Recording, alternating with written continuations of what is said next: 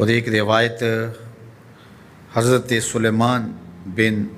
سرد رضی اللہ تعالی عنہ سے مروی ہے، کہتے ہیں کنت جالسا مع النبی صلی اللہ علیہ وآلہ وسلم،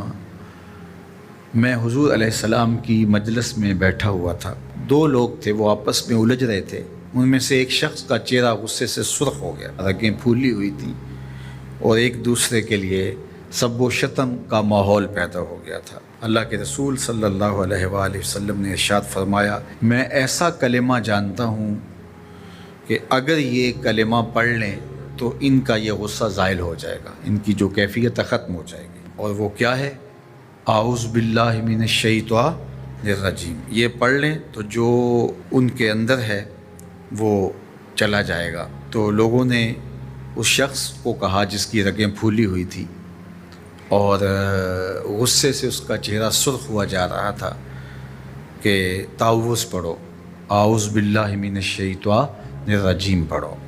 اور یہ اللہ تعالیٰ نے قرآن مجید میں ارشاد فرمایا ہے کہ جب غصے سے انسان بے قابو ہو جائے تو اس کو چاہیے کہ وہ اپنے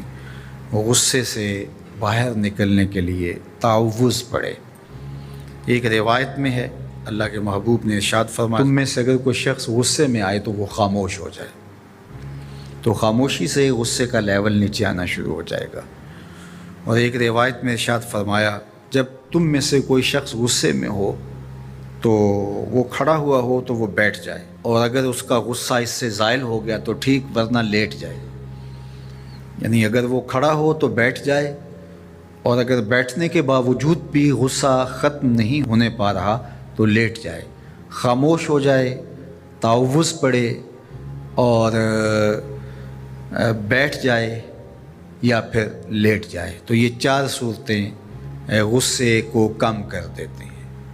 تو غصے کو نافذ کرنے کی بجائے کوشش کرنی چاہیے کہ غصہ جو ہے وہ فروغ ہو جائے، چونکہ غصے میں انسان ایسے امور کر لیتا ہے کہ بعد میں اس کو سخت پچھتاوا ہوتا ہے۔ تو ایک شخص نے حضور سے کہا کہ حضور مجھے کوئی وصیت کیجئے۔ حضور نے اسے ارشاد فرمایا کہ تو غصہ نہ کیا کر۔ اس نے پھر کہا مجھے وصیت کیجئے، تو آقا کریم نے پھر فرمایا غصہ نہ کیجئے۔ اس نے پھر کہا، یہ بات ایک بار نہیں، اس نے کئی بار حضور سے پوچھی۔ وہ کوئی اور وصیت طلب کرنا چاہ رہا تھا کہ یہ تو ٹھیک ہے، کچھ اور وصیت بھی کیجئے۔ اس سے ایک تو اس شخص کی ذاتی صورتحال ایسی ہوگی، اور دوسری یہ ہے کہ اس نصیحت کی اہمیت کے پیش نظر کہ غصہ جب انسان کو آتا ہے تو وہ مغلوب ہو جاتا ہے اور بہت غلط فیصلے کر بیٹھتا ہے، اس لیے بار بار ایک نصیحت پر تاکید کرنا اور اس کا تکرار کرنا اس امر کی طرف توجہ دلاتا ہے کہ ہمیں معاملات کے اندر بہت معتدل رہنے کی ضرورت ہوتی ہے۔ جو شخص غصے کو نافذ کرنے کی طاقت رکھتا ہے، ایک تو ہوتا ہے کہ بندہ غصے سے خود اپنے آپ کو بے چین کرے گا، لیکن اپنے غصے کو نافذ نہیں کر سکتا، غصہ نکال نہیں سکتا، خود پیچ و تاب کھائے گا۔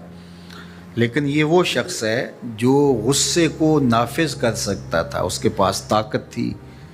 لیکن اس نے اس کے باوجود غصے کو ضبط کیا۔ حضور علیہ السلام نے ارشاد فرمایا، قیامت کے دن اللہ تعالیٰ لوگوں کے سامنے اسے بلائے گا، تو اللہ تعالیٰ اسے اختیار دے گا کہ جنت کی حوروں میں سے جس کے ساتھ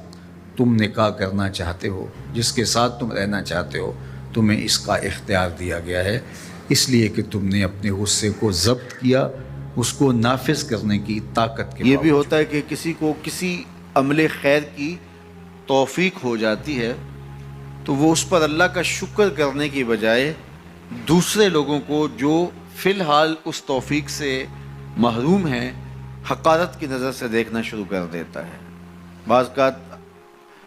کسی کو نماز پڑھنے کی توفیق مل گئی تو وہ بے نمازیوں کو حقارت کی نظر سے دیکھنا شروع کر دیتا ہے، تو یہ اس کے عمل کا عجب اس کے عمل کو برباد کر دیتا ہے۔ اگر اللہ نے آپ کو خیر کی توفیق عطا کی تو آپ ان لوگوں کو خیر کی طرف لانے کی کوشش میں لگ جائیں جو خیر کی راہ پہ نہیں ہیں۔ بے نمازیوں کو نماز کا عادی بنانے کے لیے آپ کی جد و جہد شروع ہو جانی چاہیے کہ یہ خیر مجھے نصیب ہوا تو اس کو بھی نصیب ہو جائے، نہ یہ کہ آپ کسی کو حقارت کی نظر سے دیکھیں اور خود پسندی کے مرض میں مبتلا ہو جائیں کہ دیکھو میں نمازی ہوں اور میرے پاس یہ ہے اور فلاں کے پاس یہ نہیں ہے۔ تو اس پر اللہ کا شکر ادا ضرور کیجئے کہ اللہ نے مجھے توفیق عطا کی، لیکن کسی کو حقیر جاننے کی بجائے اس کو خیر کی راہ پہ لانے کی کوشش کریں۔ تو یہ آپ کے صالح اعمال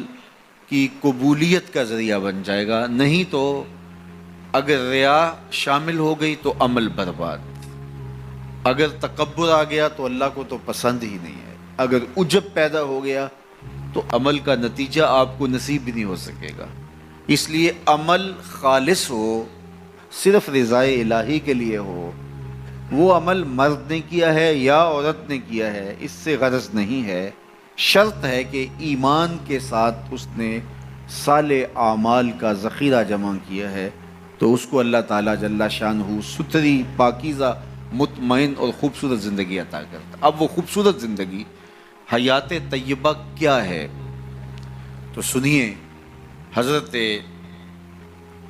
سعید بن جبیر رضی اللہ تعالیٰ عنہ فرماتے ہیں کہ حیات طیبہ سے مراد الرزق الحلال ہے۔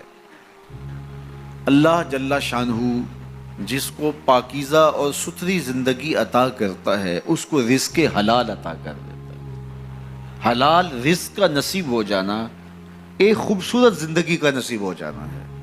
کیونکہ حلال میں طمانیت رکھی گئی ہے۔ ایک شخص جتنا بھی حرام رزق اکٹھا کر لے اس کو اس سے طمانیت باطن، سرور باطن نصیب نہیں ہو سکتا، اس کے اندر اطمینان اور قرار نہیں آ سکتا، کیونکہ حرام میں یہ ہے ہی نہیں۔ تو حلال تھوڑا بھی مل جائے لیکن ہو حلال تو وہ باطن کی طمانیت کا سبب ہے، اندر کی روشنی کا ذریعہ ہے، اور ایک سرشار، مطمئن، خوبصورت اور خوشگوار زندگی کی ضمانت ہوتی ہے رزق حلال۔ اللہ ہم سب کو اپنی جناب سے رزق حلال ہی نصیب کرے، اور اگر ہم سچے دل سے یہ عہد کر لیتے ہیں کہ اللہ ساری زندگی تو ہمیں رزق حلال ہی دینا، اور ہم بھی ساری زندگی حرام کے ایک لقمے سے بھی اپنے آپ کو محفوظ کریں گے، اللہ آپ کے لیے حلال کے راستے کشادہ کر دے گا۔